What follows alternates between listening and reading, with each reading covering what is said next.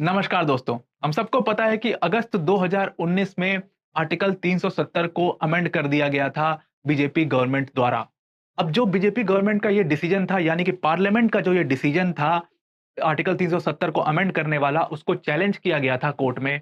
और अभी पिछले 16 दिनों से इसी मामले पर हियरिंग लगातार चल रही थी। और आज 11 दिसंबर के दिन सुप्रीम कोर्ट ने आर्टिकल 300 से रिलेटेड अपना फाइनल वर्डिक्ट दे दिया है। तो आइए इस वीडियो में हम इस पूरे वर्डिक्ट को सुप्रीम कोर्ट की देखेंगे और जो 370 का पूरा इशू था और जम्मू एंड कश्मीर का पूरा इशू था, उसको समझने की कोशिश करते हैं। तो let's start with our video. और वीडियो स्टार्ट करने से पहले एक बार वर्डिक्ट की तरफ जाते हैं कि आखिर ये सुप्रीम कोर्ट ने जो वर्डिक्ट दिया है वो क्या है। अगर हम वर्डिक्ट की बात करें सुप्रीम कोर्ट की, तो सुप्रीम कोर्ट ने सीधा-सीधा कहा है कि जिस कॉन्स्टिट्यूशनल ऑर्डर से आर्टिकल 370 को अमेंड किया गया था, वो बिल्कुल वैलिड है। यानी कि गवर्नमेंट बिल्कुल जो 370 को अमेंड करने की जो पावर्स की बात हो रही थी, वो बिल्कुल गवर्नमेंट के पास हैं। देखो, एक सबसे बड़ा मुद्दा इस पूरे मामले में ये था कि जो पार्लियामेंट है भारत की, वो आर्टिकल 370 को अमेंड कर ही नहीं सकती, उनके पास वो ताकत ही नहीं है, ऐसा कहा जा रहा था। सुप्रीम कोर्ट ने उसी पर अपना वर्डिक्ट देते हुए कहा है कि वो पावर बिल्कुल पार्लियामेंट के पास है और जो पार्लियामेंट ने 370 को अमेंड किया है, वो इस तरीके से पूरे वैलिड है और वो लागू भी किया जाएगा। प्लस अगर हम बात करें इस जजमेंट की, तो ये जजमेंट एक कॉन्स्टिट्यूशनल बेंच ने दिया है, यानी कि 5 जजेस की एक बेंच ने मिलकर के डिसीजन लिया है।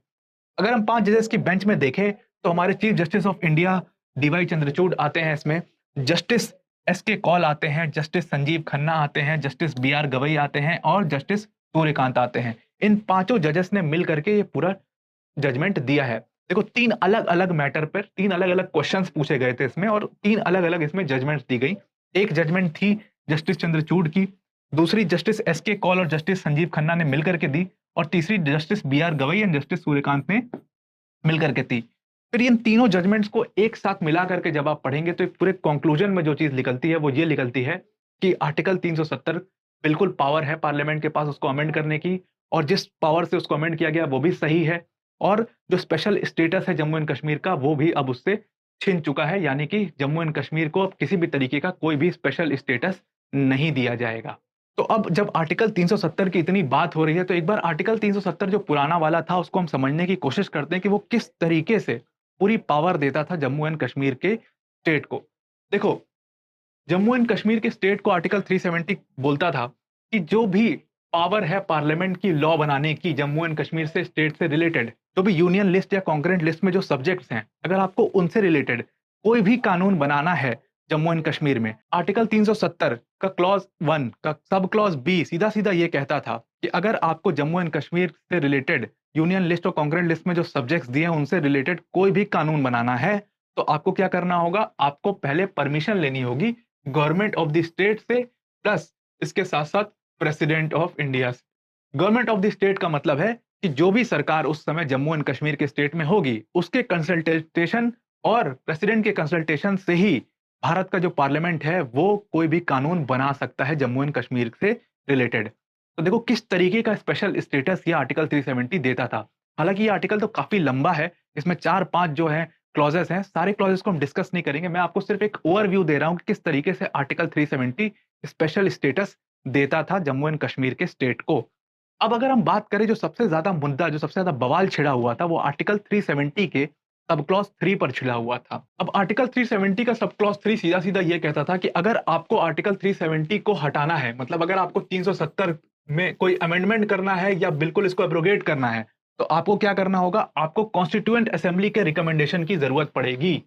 अब हम सबको पता है दोस्तों कि 1951 में जब हमारे देश में इलेक्शन हुए थे, तो उसके बाद से ही कॉन्स्टिट्यूएंट असेंबली का वजूद खत्म हो गया था, यानी कि कॉन्स्टिट्यूएंट असेंबली को डिसॉल्व कर दिया गया था।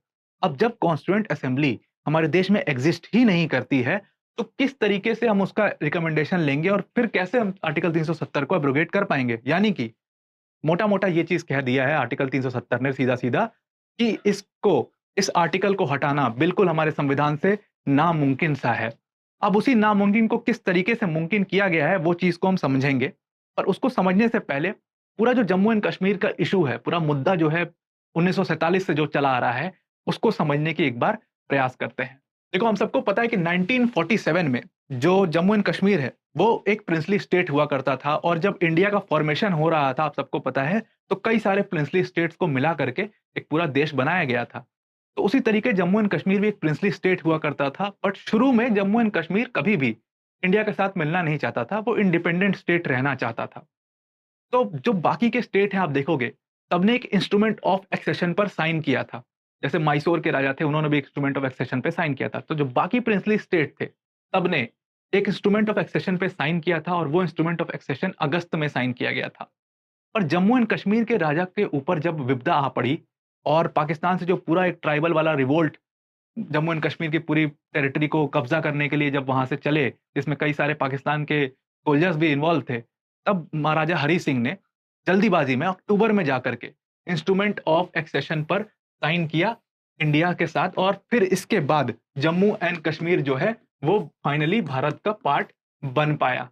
अब जो ये इंस्ट्रूमेंट ऑफ एक्सेशन था, ये अपने साथ ऐसी टर्म्स लेकर के आया था, क्योंकि जो जम्मू एंड कश्मीर का इंस्ट्रूमेंट ऑफ एक्सेशन साइन किया था महाराजा हरी सिंह ने, उन्होंने सीधा-सीधा अपने इंस्ट्रूमेंट ऑफ एक्सेशन में ये लिखा था कि जम्मू एंड कश्मीर की सोवरेनिटी एज़ इट इज़ रहनी चाहिए। मतलब मेरा राजपाट जो चल रहा है, वो एज़ इट इज़ रहना चाहिए। इसमें किसी भी तरीके का कोई इन्वॉल्वमेंट भारतीय सरकार का नहीं होना चाहिए डायरेक्ट।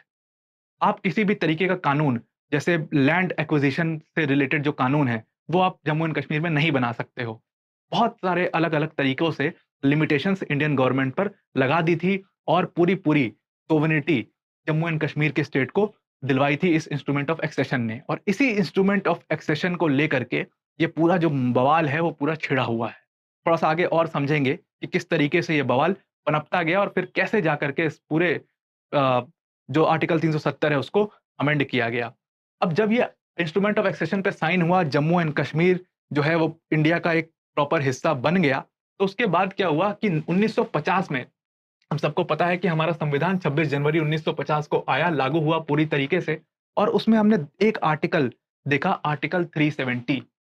और ये आर्टिकल जो है, ये आर्टिकल सीधा-सीधा स्पेशल स्टेटस देता था जम्मू एंड कश्मीर के स्टेट को, जो मैंने आपको अभी दिखाया आर्टिकल 370 किस तरीके से special status Jammu and Kashmir के स्टेट को देता था।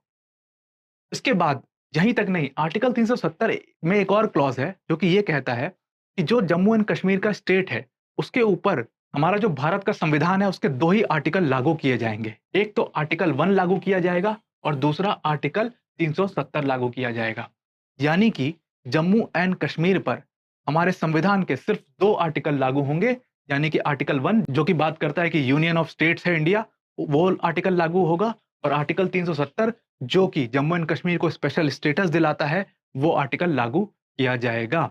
अब इसी तरीके से इस आर्टिकल 370 आने के बाद हमारे संविधान में एक चीज़ तो क्लियर हो गई कि जम्मू एंड कश्मीर को स्पेशल स्टेटस दे दिया गया है। अब उसके बाद क्या होता है, इसी चीज़ को वैलिडेट करने के लिए, क्योंकि प्रेसिडेंट्स के ऑर्डर की हमेशा ज़रूरत होती है, तो फाइनली 1950 में ही इस चीज़ को वैलिडेट करने के लिए, उस समय हमारे प्रेसिडेंट थे डॉक्टर राजेंद्र प्रसाद, उन्होंने 1950 में एक अपने प्रेसिडेंशियल ऑर्डर के थ्रू 3 सब्जेक्ट्स निकाले कि इन 3 सब्जेक्ट पर जो भारत की सरकार है, या यानी कि भारत का जो पार्लियामेंट है, वो कानून सिर्फ इन 3 सब्जेक्ट्स पे बनाएगा। बाकी सारे सब्जेक्ट्स पर जो है जम्मू एंड कश्मीर की सोवरेनिटी होगी। जम्मू एंड कश्मीर एक पूरा सोवरेन स्टेट की तरह काम करेगा।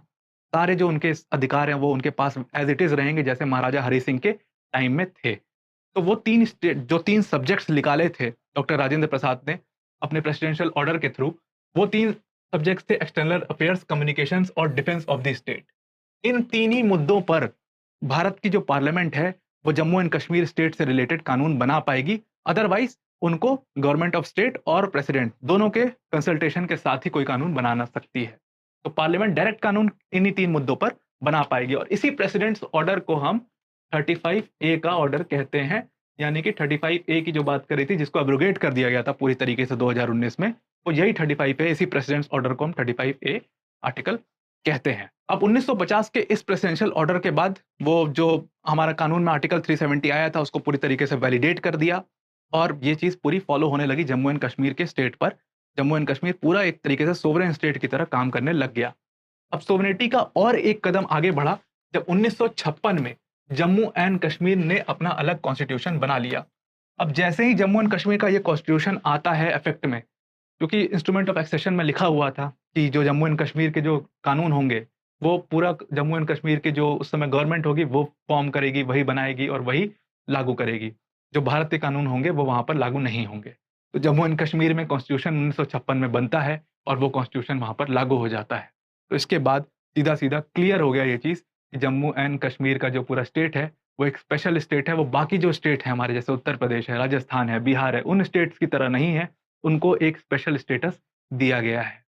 अब उसके बाद मुद्दा जो है, पूरा जो इश्यू शुरू होता है, वो कैसे शुरू होता है कि स्टेट बैंक ऑफ इंडिया का एक मैटर था 2016 में और उस 2016 के मैटर में सुप्रीम कोर्ट ने भी जो मैंने आपको आर्टिकल 370 का सब क्लॉज़ 3 दिखाया था, जो ये कहता था कि अगर आपको 370 को हटाना है, तो आपको कॉन्स्टिट्यूएंट असेंबली की रिकमेंडेशन की ज़रूरत होगी। उसी चीज़ को दोबारा सुप्रीम कोर्ट ऑफ इंडिया ने बोल दिया स्टेट बैंक ऑफ इंडिया के मैटर में कि अगर आपको 370 को हटाना है तो आपको कॉन्स्टिट्यूएंट असेंबली की परमिशन की ज़रूरत यानी कि रिकमेंडेशन की ज़रूरत पड़ेगी, जो कि उस समय एग्ज़िस्ट करती ही नहीं थी। तो इसके बाद क्या होता है कि इसके बाद जो है गवर्नमेंट जो है अपना सेंट्रल गवर्नमेंट वो पूरा जम्मू कश्मीर के मुद्दे पर काफ़ी सीरियस होती है। हमने देखा अपने इलेक्शन मैनिफेस्टो में भी पहली जो पॉइंट था, वो जम्मू एंड कश्मीर के पूरे इस मुद्दे का ही था। तो गवर्नमेंट क्या करती है कि यहाँ पर पीडीपी की सरकार थी 2018 में, हम सबको पता है महबूबा मुफ्ती की सरकार थी पीडीपी की। पीडीपी को समर्थन जो था वो कहीं न कहीं बीजेपी का समर्थन हुआ करता था पीडीपी को। अब बीजेपी ने क्या किया कि पीडीपी से अपना ये समर्थन वापस ले लिया और यहाँ पे जो सरकार एग्ज़िस्ट कर रही थी वो सरकार गिर जाती है। जैसे ही सरकार यहाँ पर गिरती है, उसके बाद यहाँ पर 3 आर्टिकल 356 के अंडर प्रेसिडेंट रूल लगा दिया जाता है। अब हम सबको पता है कि जो प्रेसिडेंट रूल होता है, वो सिर्फ़ 6 महीनों का होता है यानी कि 6 मंथ्स का होता है। अब ये प्रेसिडेंट रूल जैसे ही लगाया गया, उसके बाद 6 महीने हो गए, ये प्रेसिडेंट रूल हट जाना चाहिए, वहाँ पर दोबारा से इलेक्शंस होने सरकार बननी चाहिए। बट हुआ क्या कि इस 6 महीने के पीरियड को और एक्सटेंड कर दिया गया 6 महीनों के लिए। तो यहाँ पर प्रेसिडेंट रूल जो है वो टोटल 1 साल के लिए हो गया और 2018 में यह पूरा मामला शुरू हुआ था जब बीजेपी ने अपना समर्थन वापस लिया था। 2019 में हम सबको पता है कि उसमें सेंटर के इलेक्शंस चल रहे थे और सेंटर में फिर से बीजेपी की सरकार आ जाती है। अब जैसे ही बीजेपी की सरकार आती है, तो बीजेपी की सरकार क्या करती है सबसे पहली चीज़, वो प्रेसिडेंट से एक ऑर्डर इश्यू करवाती है और उस ऑर्डर में जो कॉन्स्टिट्यूएंट असेंबली वर्ड यूज़ हुआ है इंस्ट्रूमेंट ऑफ एक्सेशन में, 370 सब क्लॉज़ 3 में या जहाँ-जहाँ पर आर्टिकल 35 ए के अंडर में, वो कॉन्स्टिट्यूएंट असेंबली के वर्ड को अमेंड कर देती है और वहाँ पर लेजिस्लेटिव असेंबली वर्ड यूज़ करवा देती है, इस प्रेसिडेंट ऑर्डर के थ्रू। अब मतलब कि जहाँ पर आपको कॉन्स्टिट्यूएंट असेंबली के रिकमेंडेशन की ज़रूरत थी, उस जगह पर अब आपको लेजिस्लेटिव असेंबली की रिकमेंडेशन चाहिए होगी, यानी कि जो भी सरकार होगी उस स्टेट में उस समय पर, आपको उनकी रिकमेंडेशन चाहिए होगी। हम सबको पता है कि सरकार तो जम्मू एंड कश्मीर में कहीं किसी की भी नहीं है, वहाँ पर प्रेसिडेंट रूल लगा हुआ है, तो जब सरकार है ही एग्ज़िस्ट ही नहीं करती है, तो सरकार रिकमेंडेशन क्या देगी? तो यानी कि ये वाला जो क्लॉज़ है, वो नल एंड वॉइड हो जाता है। और इसी के बाद अब प्रेसिडेंट तो देखो ये तो कहने की बात है, प्रेसिडेंट तो हम सबको पता है सॉफ्ट पावर होता है वो सेंटर का। सेंटर के ही सॉफ्ट पावर से प्रेसिडेंट पूरा चलता है क्योंकि वो पूरे जो एड एंड एडवाइस है वो पूरी काउंसिल ऑफ मिनिस्टर्स की होती है। बीजेपी की मेजॉरिटी की सरकार थी, तो उन्होंने फाइनली क्या किया 2019 के अगस्त महीने में उन्होंने आर्टिकल 370 को एब्रोगेट यानी कि अमेंड कर दिया। एब्रोगेट वर्ड सही नहीं है, यहाँ पर अमेंड वर्ड सही होगा। पूरी तरीके से हटाया नहीं है आर्टिकल 370 को, उसको सिर्फ़ अमेंड कर दिया यानी कि उसमें सिर्फ़ संशोधन ला दिया है।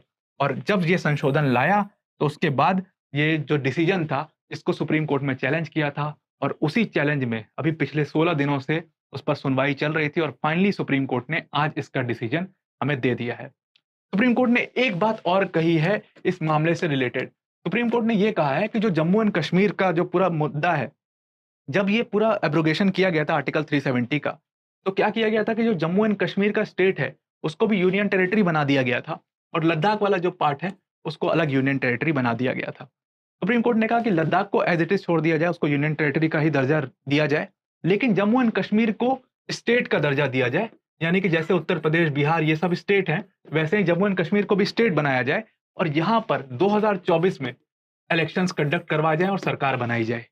ठीक है। इलेक्शन कमीशन को भी ये रिकमेंडेशन दिया है सुप्रीम कोर्ट ने कि यहाँ पर जल्दी से जल्दी 2024 में आप इलेक्शन कंडक्ट करवाइए, इसको स्टेट का दर्जा दिया जाए। तो ये पूरा सुप्रीम कोर्ट का जजमेंट था जम्मू एंड कश्मीर के इश्यू से रिलेटेड, आर्टिकल 370 से रिलेटेड। तो आज की वीडियो में इतना ही। Thank you and have a nice day.